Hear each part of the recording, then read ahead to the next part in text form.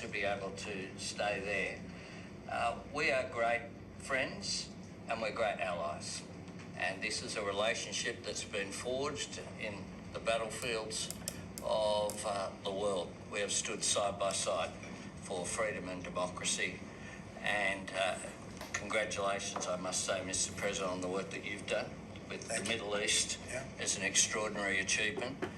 And on defence, we've already had a discussion about taking it to the next level.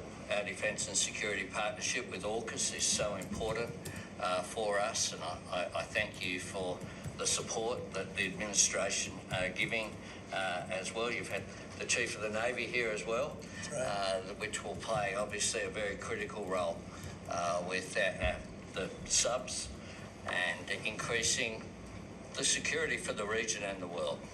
And our economic relationship is so important. The US has a trade surplus with Australia, as you know, and we can continue to take what is every opportunity to improve the relationship even further and make it even stronger. And today's agreement on critical minerals and rare earths is just taking it to the next level, seizing those opportunities which are before us to take our relationship to that next level. And it's been fantastic, the contact that we've had together, the friendship that we've developed.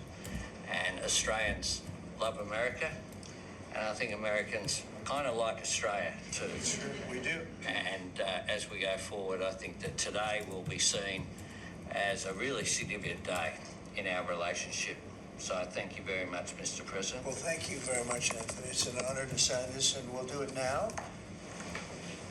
And then we'll take some questions.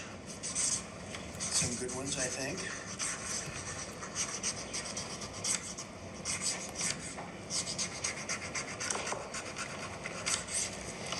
Okay.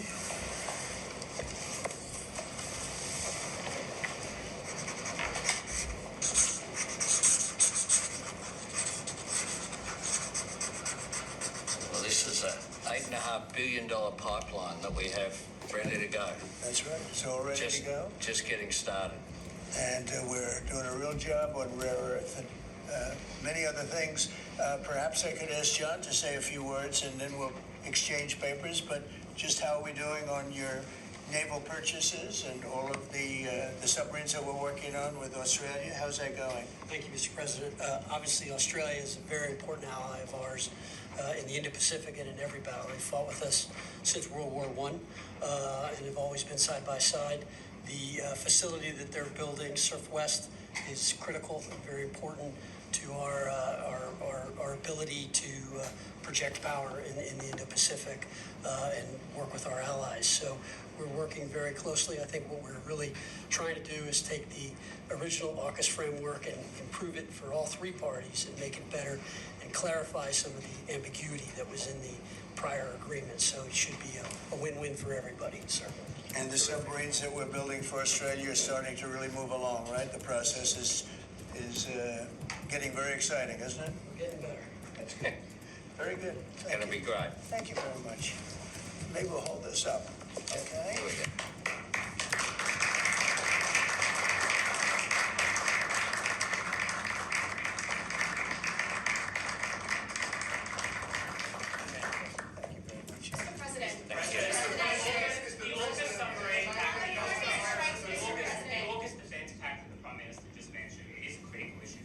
Yes. You haven't really spoken much about it publicly. It was a deal that was done under Joe Biden to sell submarines to Australia at a time when you're not really making enough for your own needs. So can you tell us, have you got across the details of the deal? Do you support it, and will you honour it? It was made a while ago, and nobody did anything about it, and it was going too slowly. We do actually have a lot of submarines. We have the best submarines in the world, anywhere in the world, and we're building a few more currently under construction. And now we're starting, we have it all set. With Anthony, we've worked on this long and hard, and we're starting that process right now. And I think it's really moving along very rapidly, very well. But if the rate of submarine production doesn't continue, is there any guarantee Australia will get the bonds? Oh, it's getting, oh no, they're getting. At least 32 people have been killed in those. Excuse me, you're next. Go ahead. China's bad behavior has really only gotten worse since the AUKUS partnership was formed. With that in mind, is the door open for Australia to get additional nuclear-powered submarines or other military capabilities not already in the deal? I think China's been very respectful of us. They're paying tremendous amounts of money to us as in the form of tariffs. As you know, they're paying 55%. That's a lot of money. They never were paying anything over years and years and years. But they were like anybody else. A lot of countries took advantage of the U.S. They're not taking advantage anymore. No, China's paying 55% and a potential 155% come November 1st unless we make a deal. And I'm meeting with President Xi. We have a very good relationship. We're going to be meeting in South Korea in a couple of weeks. And we'll see what we can do. We have a very good relationship with China, but you know, it's been probably a little bit like your relationship with China. They try and take advantage, but most countries do. I mean, I can say the European Union took advantage, but not anymore. We worked out a very fair trade deal. Japan, we worked out a very fair deal. South Korea, where I'll be meeting President Xi, we worked out a very fair deal, and I expect we'll probably work out a very fair deal with President Xi of China. So most of you will be with us. It's going to be very exciting, and I think we're going to work out something that's good for both countries. Are you at least interested in expediting the nuclear-powered subs to Australia? Well, we are doing that, yeah. We're doing that. We have them moving very, very quickly. Mr. President, I don't think you've ever been to Australia. Have you thought about coming to Australia and trying out some of the golf courses? I would, and I actually have been to Australia, and I did play one of your great golf courses. They have great golf courses there. But I have been to Australia, actually. Would you come again? Oh, I would. In fact, I've been invited to go, and Indeed. I'll have to give it serious consideration. No, it's a real Did possibility. the Prime Minister invite you today? He did. And perhaps we could time it, must be said, with the President's Cup that Australia hosts as well. So When is the President's Cup? we'll organise a time suitable for you, Mr. President. Please, in the back, please. Yeah, in the back. Yeah, Mr. President, the Prime Minister mentioned that there's a trade imbalance that's very heavily in America's favour. Why does America slap such heavy tariffs on a friend and ally? Well, we don't, yeah. Well, we do in some cases. We do in many cases because we've been treated unfairly, but actually the tariffs are very light. The one thing is you buy a lot of airplanes, so that helps because you buy a lot of the beautiful Boeings, the best of the Boeings. Boeing, and by the way, Boeing is really doing well. They have lots of orders, and they're really doing a great job. They make a great plane. But Australia, because of its location, which is great, but one of the things dictated by that location is you have to order a lot of airplanes. So I guess we have that advantage. They need a lot of airplanes in Australia, and that gives us a little bit of an... Mr. President, Mr. President, yeah, your Secretary of War, Pete Hegseth, in his Shangri-La speech in, I think it was May, warned about the potential likelihood or threat of President Xi ordering an invasion of Taiwan. 2027 is also the year that Fleet Base West is supposed to start rotating those US and UK submarines. Do you see AUKUS as a deterrent for China in the Indo-Pacific? Yeah, I do. I think it is, but I don't think we're going to need it. I think we'll be just fine with China. China doesn't want to do that. First of all, the United States is the strongest military power in the world by far. It's not even close. Not even close. We have the best equipment. We have the best of everything, and nobody's going to mess with that. And I don't see that at all with President Xi. I think we're going to get along very well as it pertains to Taiwan and others. Now, that doesn't mean it's not the apple of his eye, because probably it is, but I don't see anything happening. We have a very good trade relationship. We're going to have a very good, I think, when we leave South Korea, could be wrong, but I think we'll end up with a very strong trade deal. Both of us will be happy. I don't see that happening, no. Mr. President, given the trade surplus that the US enjoys with Australia, would you consider lifting the tariffs that you've imposed on Australia? And can you give us any details about the critical... Yeah, well, the tariffs have been amazing because, tariffs have been really a reason that I was able to settle almost all of the, I've settled 8 wars in 8 months. Not bad. I have one more to go. It's Russia, Ukraine, and I think we'll get there. But it's turned out to be nasty because you have two leaders that truly hate each other. You know, you can't have it all, right? They hate each other beyond all else, and it makes it actually a little bit difficult. But we try. Of the 8 deals, I would say because of tariffs, 4 or 5 of them were settled. It's an amazing thing, the power of tariffs in terms of our country. But tariffs have always been used against us. We never use them against anywhere else. And now you have a president that for national security reasons and other reasons is using them, and we've become a very rich nation again and a very secure nation again. But we've also become a nation that used that power of tariffs and the power of trade to settle 5 of the 8 wars that I said. I settled 8. I'm very proud of that. Nobody else has settled 1. I don't think there's been an American president that settled 1. I think there probably hasn't been outside of the 2 countries involved, or however many are at war.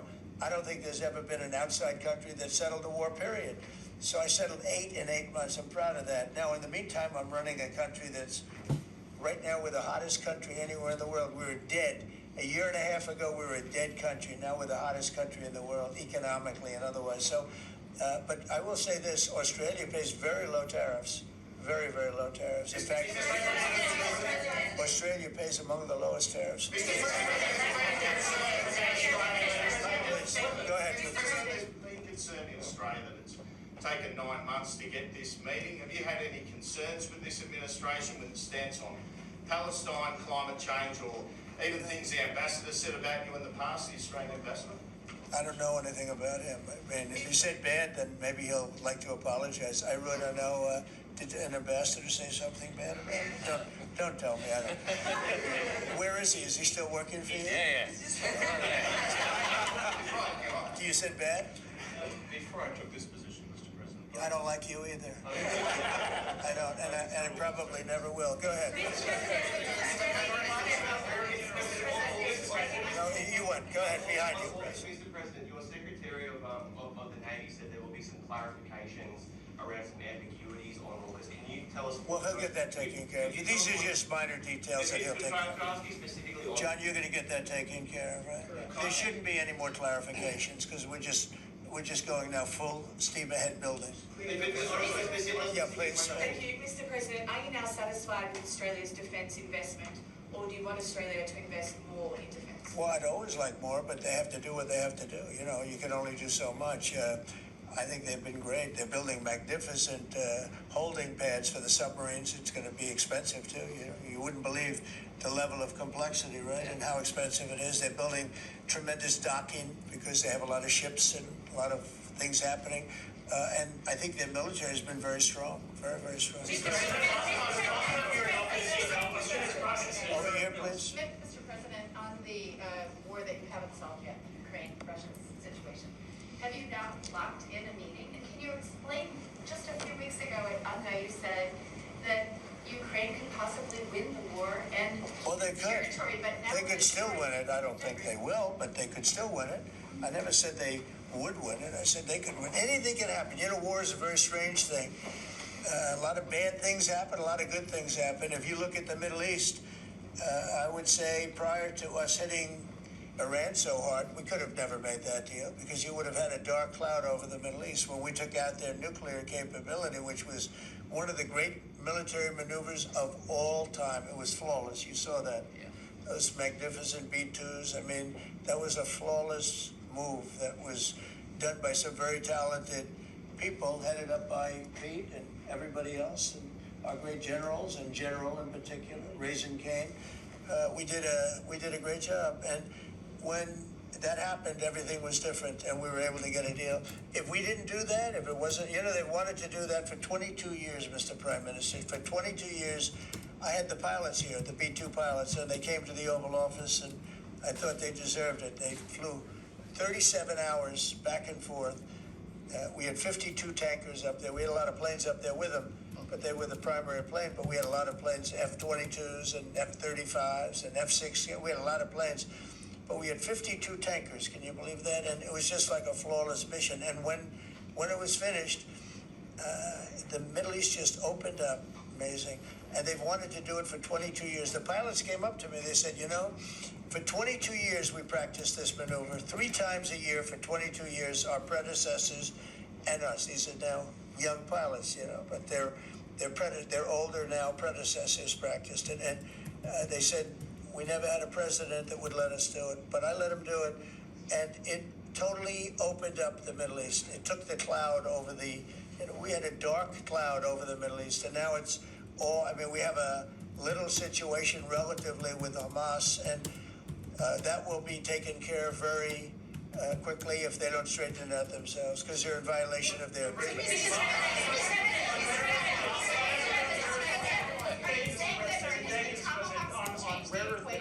Australia is one of the only places in the world that processes rare earth minerals. Could there be an agreement? China has 90% of the processing. Could there be an agreement over processing rare earth minerals with Australia? Sure, that's what we're doing. That's part of the agreement. Part of the agreement. Can you say with certainty? Go ahead, please. That also, sorry. Yeah. On a follow-up on Taiwan, there are reports that you will come up, or China is pressuring you to not support independence for Taiwan in exchange for a trade deal. Well, I'm not going to talk about that. What I'll talk about, you and I will have that discussion in a couple of weeks when I'm in South Korea with President Xi. We're going to be talking about a lot of things. I assume that's going to be one of the things, but I'm not going to talk about that now. Yeah, please go ahead. President, you just alluded to the violence in the Middle East. What steps is the administration taking to maintain the ceasefire? Well, a lot of steps, and right now it's in the hands of others. We have 59 countries that agreed to the deal. We have a peace in the Middle East for the first time ever. We made a deal with Hamas that they're going to be very good, they're going to behave, they're going to be nice, and if they're not, we're going to go and we're going to eradicate them if we have to. They'll be eradicated, and they know that. So they went in, and I don't believe it was the leadership, and they had some rebellion in there among themselves, and they killed some people, a lot of people. But this is a violent group. You probably noticed over the last 100 years, this is a very violent group of people. And they got very rambunctious, and they did things that they shouldn't be doing. And if they keep doing it, then we're going to go in and straighten it out, and it'll happen very quickly and pretty violently, unfortunately. Just following up on that question, when you say we are going to eradicate Hamas, who is we? Does that include American boots on the ground? No, it won't be on the ground at all. We don't need to, because we have many countries, as you know, signed on to this deal. The way I view it, 59 countries, and unanimous. There's never been, nobody ever believed us. Countries that 4 months ago didn't like each other, and now they're all aligned together. I mean, we've had countries calling me when they saw some of the killing with Hamas, saying we'd love to go in and take care of the situation ourselves. In addition, you have Israel would go in 2 minutes if I asked them to go in. I could tell them, go in and take care of it. But right now, we haven't said that. We're going to give it a little chance, and hopefully there will be a little less violence. But right now, they're violent people. Hamas has been very violent, but they don't have the backing of Iran anymore. They don't have the backing of really anybody anymore. They have to be good. And if they're not good, they'll be eradicated.